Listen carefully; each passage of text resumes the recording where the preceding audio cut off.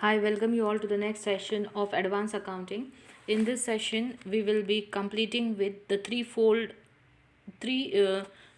threshold for registration. What are the threshold for the registration? Then we will be covering with the composition of tax payee. Then is the regular tax payee. Clear to it? These three main aspects we will be completing with this session. Let's start with the session. As you all know, we have completed with the three basic components, that is CGST, IGST and SGST part of it. Then we completed about what are the full form of what are the full abbreviations of this. Then we completed what are the key components for that. Then we completed what is the union territory for GST, what is SGST in detail, CGST in detail. Then we completed about the introduction and meaning part, how it came into existence and which taxes did it replaced. This all concept we completed with. But today in this session we will be moving further with the chapter that is threshold for the registration. Am I clear to it? Let's begin with the session. Okay. GST means threshold for the registration. GST means goods and service tax. It is the tax on sales, purchases and sales of purchases and services. It includes all tax such as sales tax, service tax, excise duty, etc. into one tax, that is GST. It is a tax which is levied on the almost all the business in India.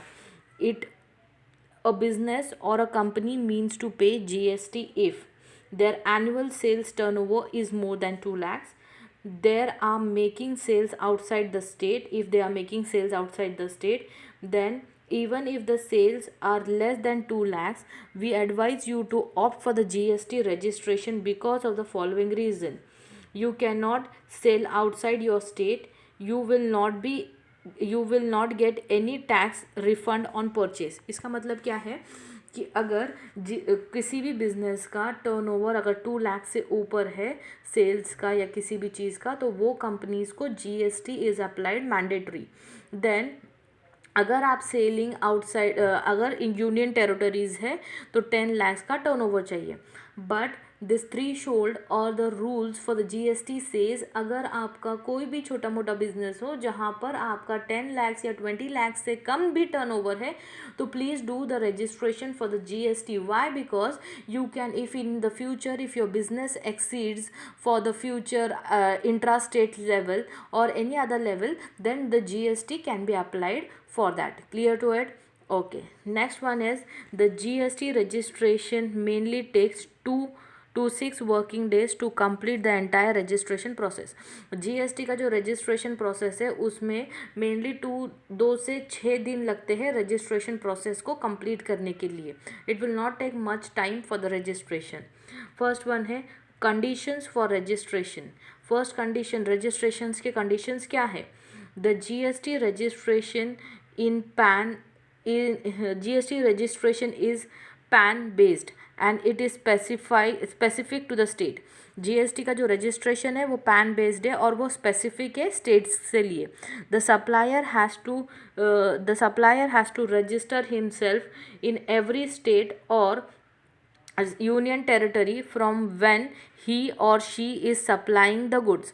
उसको अपना registration उसी state में करना है जिस state से वो good supply करने वाला है या सप्लाई कर रहा है. Registration for GST is must if he or she fulfils any of the following conditions. अगर नीचे के फॉलोइंग कंडीशन जो अब मैं बताऊंगी वो कंडीशंस अगर कोई भी बिजनेस फुलफिल करता है तो उसके लिए GST मस्ट है. Clear to it? Okay. Next then क्या है वो? Let's see that. A business having the annual aggregate turnover of 20 lakhs. अगर एनुअल टर्नओवर 20 लाख्स है किसी भी बिजनेस का या 20 लाख से नीचे है, दैट इज़ यूनियन टेरिटरी के केस में दैट इज़ 10 लाख से, तो ये दोनों में भी दोनों सिचुएशन में आपको GST मैंडेटरी हो जाती है रजिस्ट्रेशन के लिए. Supplying online information database access or rental services from a place outside India to an individual in India other than a registered taxable payee. देखो, अगर आप कोई ऑनलाइन बिजनेस कर रहे हो जहाँ पर आप एक डिफरेंट कंट्री में हैं एंड आप वो जो सर्विस है वो इंडियन को प्रोवाइड कर रहे हो, no matter providing the information, rental services, तो ऐसे केस में आपको जीएसटी अप्लाइड हो जाता है। नेक्स्ट वन है सप्लायर्स एजेंट। अगर आप किसी सप्लायर के एजेंट हैं तो आपको भी जीएसटी करना मैंडेटरी है। E-commerce operates or aggregation who sells goods and services under the own brand name। अगर जिसके पास जो ई कॉमर्स डील कर रहा है, ई कॉमर्स में डील कर रहा है या फिर एग्रीगेट है बाइंग एंड सेलिंग प्रोसेस का, और वो किसी के अंडर है या वो खुद कर रहा है, तो ऐसे सिचुएशन में भी GST is mandatory. Making sales to other sales, अगर स्टेट्स, अगर आप सेल्स कर रहे हो और उसमें इन्वॉल्व है इंट्रा स्टेट, मीन्स तमिलनाडु और महाराष्ट्र के बीच में अगर आप सप्लाई कर रहे हो, या तमिलनाडु या गुजरात के बीच में, सॉरी राजस्थान के बीच में आप सप्लाई कर रहे हो, तमिलनाडु या दिल्ली के बीच में आप सप्लाई, आपका ट्रेड है, तो ऐसे सिचुएशन में भी आपको जीएसटी अप्लाइड हो जाता है। नेक्स्ट है having branches in many states or many businesses vertical in other state. अगर आपके बहुत सारे ब्रांचेस है बिजनेस के इंडिया में, इंडियन स्टेट्स में, तभी भी आपके लिए जीएसटी मैंडेटरी हो, रजिस्ट्रेशन ऑफ जीएसटी मैंडेटरी हो जाता है। It presently registered under one of the earlier tax regime such as service tax. अगर आप इसके पहले जीएसटी नहीं भरने के पहले, जीएसटी नहीं आया था, तो उसके पहले अगर आपको कोई भी टैक्स के अंडर आप रजिस्टर्ड हो, जैसे service tax, VAT, service tax है, वैट है, then we have custom duty, ऐसे अगर उसमें भी अगर आपका रजिस्ट्रेशन है तो एप्लीकेबल हो जाता है आपको GST registration. In case your supplier is not registered under GST, you have to pay the tax under reverse change.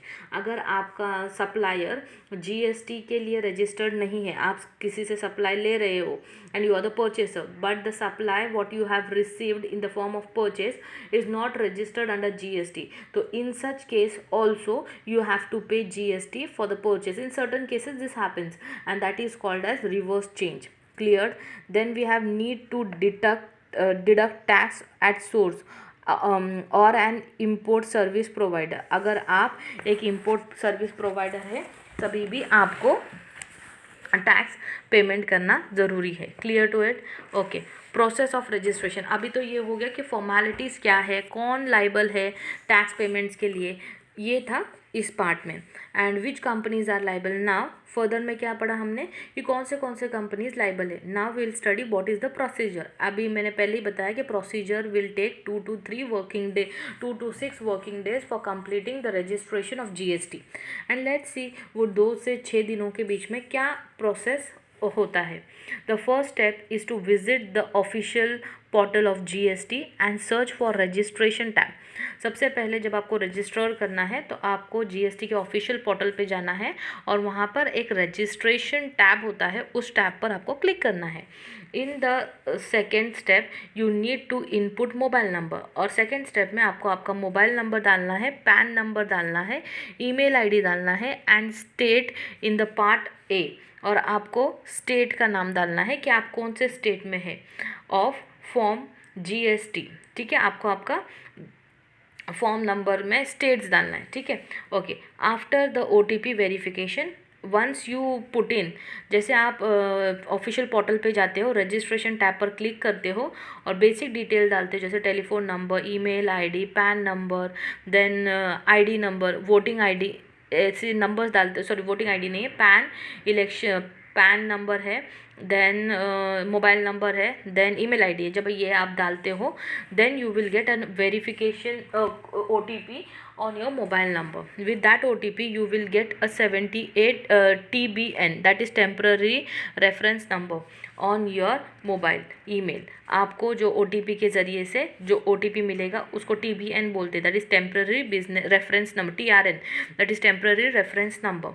And in the next step you need to fill part B of form CGST. ठीक है, signed by I signed by DSC or VCE. After that you have to upload the necessary document as per the business types. अभी क्या बताया है, जैसे ही आपको आपका TRN आ जाएगा तो आपको form number 2 that is form B fill करना है GST रजिस्ट्रेशन के लिए, और उसके बाद आपको रिक्वायर्ड डॉक्यूमेंट्स अपलोड करने पड़ेंगे depending upon your business types. In case of any detailed requested from you and initiated to you in form GST, you may need to go to the concerned department to clarify it or show the document within 1 week to the form. Okay. और आप जब आपको कोई भी अगर problem आती है तो आपको कंसर्न डिपार्टमेंट में जाके वो इसका वेरिफिकेशन करना होता है कि what is the required document, properly document which is to be attach with. और जैसे आपका क्लेरिफिकेशन हो जाता है then you can proceed further with that. Clear to it? Okay.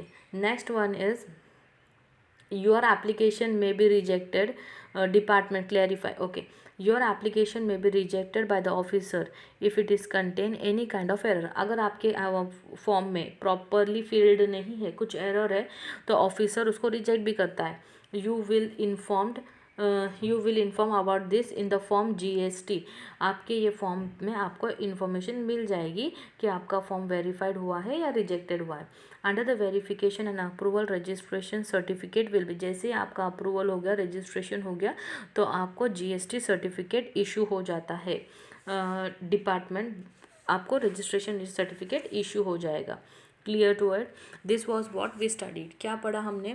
First step क्या है कि हम लोगों को ऑफिशियल पोर्टल ऑफ GST पे जाना है, and once we go on the official portal of GST then we have to tab search for the tab that is registration tab. जैसे ही हमें रजिस्ट्रेशन टैब मिल जाता है my dear students, we have to just click it off. हमारे पास उसमें GST form A open हो जाता है, and it will ask for certain basic details like your pan number, like your mobile number and your email ID, because once you put your mobile number there will be TRN which will be sent to your mobile number, that is the OTP, that is reference. ठीक है?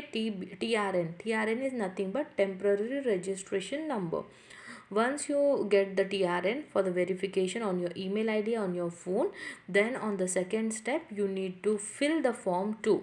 It will you have to select the states which state your business is applied to and the type of business in which you are dealing into, and they will ask you to provide certain documents for the uploading. You have to provide the document for the uploads. You have to upload the document. If you have any doubts with respect to the uploading and all, you have to go to the concerned department with respect to that, and they will upload the document once it is verified.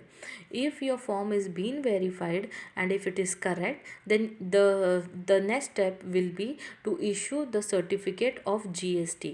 But if it contains certain errors, then the GST if it contains certain errors, then the official will reject the form and it will be shown on the form what is been uploaded. आपने जो form भरा है उस form पे आपको समझ में आ जाएगा कि there is certain error and the form is not getting verified or by the officials. Clear to it? This was what we studied into it. Please go through the video, understand the concepts, and let me know if you have any doubts and queries. I can solve your doubts and queries there and there itself. Once we complete with the theoretical part of this chapter, then we will move with the practical chapters of this of your syllabus. Clear to it? Okay. In next chapter or in the next session we will be dealing with the registration process for GST in India. ये मैंने आपको जो registration process दिखाया है वो registration process is basically a general registration process which is followed in India, Canada and Brazil. Clear to it? Okay. But in the next session I will be showing you or I will be explaining you the proper procedure what is followed in India. Clear to it? Okay. Please take care of yourself. As you all know कि pandemic is increasing, and be at home and be safe. Thank you all. Thank you. See you in the next lecture.